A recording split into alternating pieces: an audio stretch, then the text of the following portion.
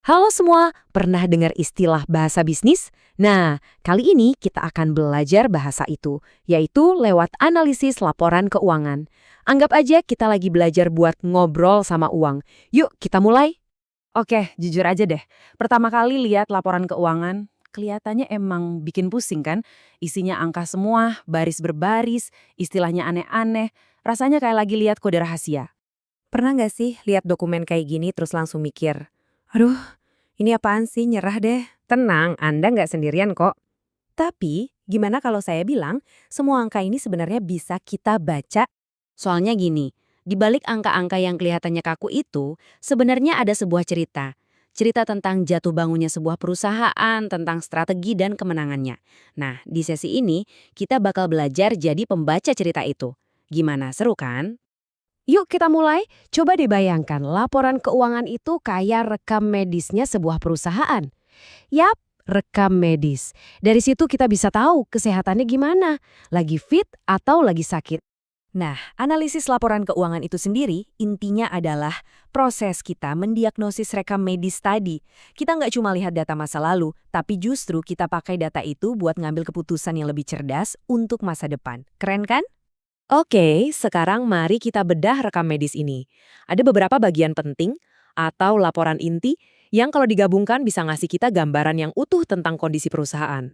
Nah, ini dia 5 komponen utamanya. Masing-masing tuh punya peran sendiri-sendiri, ngasih kita sudut pandang yang beda-beda.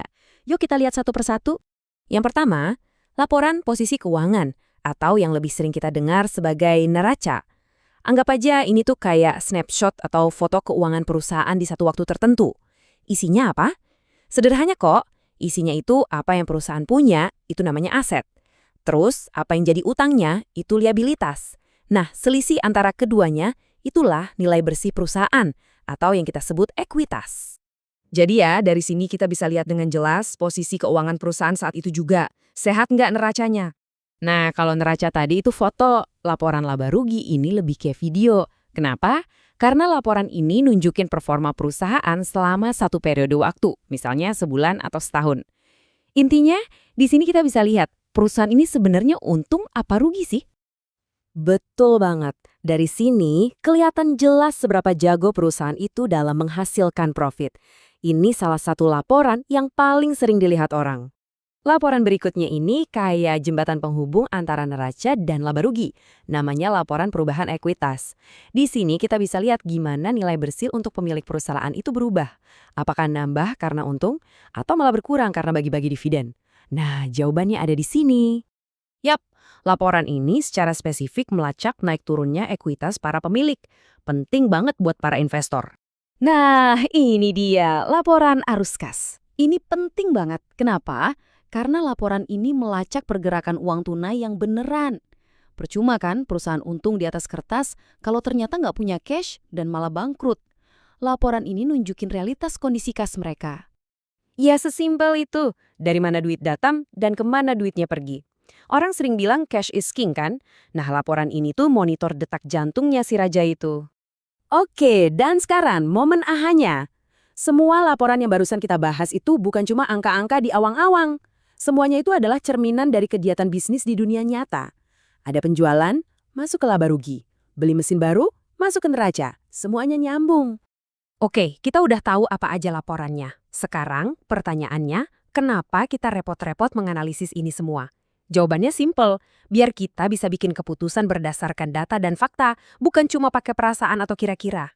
Dan yang butuh analisis ini tuh banyak banget loh, mulai dari investor yang nyari peluang cuan, bank yang mau ngasih pinjaman, sampai manajer internal buat evaluasi kerja timnya. Bahkan kita sebagai karyawan juga bisa pakai ini buat lihat perusahaan tempat kita kerja ini stabil nggak sih ke depannya. Sip, sekarang kita masuk ke bagian prakteknya. Gimana sih cara menganalisisnya? Secara garis besar ada dua pendekatan utama. Dua-duanya ngasih kita wawasan yang beda tapi sama-sama penting. Ada yang namanya analisis horizontal. Ini tuh kayak nonton film. Kita bandingin data dari waktu ke waktu, misal dari tahun lalu ke tahun ini, buat lihat trennya, penjualannya naik atau turun, gitu. Satunya lagi, analisis vertikal. Nah, kalau ini lebih kayak membedah satu foto. Kita lihat proporsi di dalam satu periode. Misalnya dari total pendapatan, berapa persen sih yang jadi biaya operasional?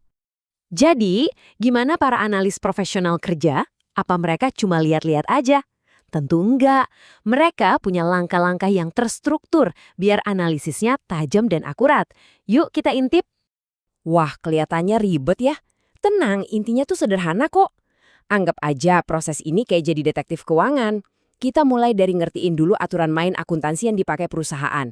Terus kita cari-cari, ada nggak sih celah di mana angkanya bisa dipercantik?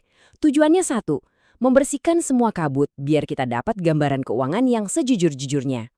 Nah, buat jadi detektif tadi, kita punya beberapa peralatan canggih. Ada analisis rasio buat bandingin performa. Ada analisis tren buat lihat arah pergerakannya, dan masih banyak lagi. Masing-masing alat ini bantu kita buat gali lebih dalam dan nemuin harta karun berupa wawasan. Jadi kesimpulannya apa? Gini, angka-angka itu sebenarnya nggak pernah bohong. Kitalah yang kadang belum ngerti bahasanya. Sekali kita paham, kita jadi punya kekuatan super buat benar-benar mengerti kondisi sebuah bisnis. Keren kan?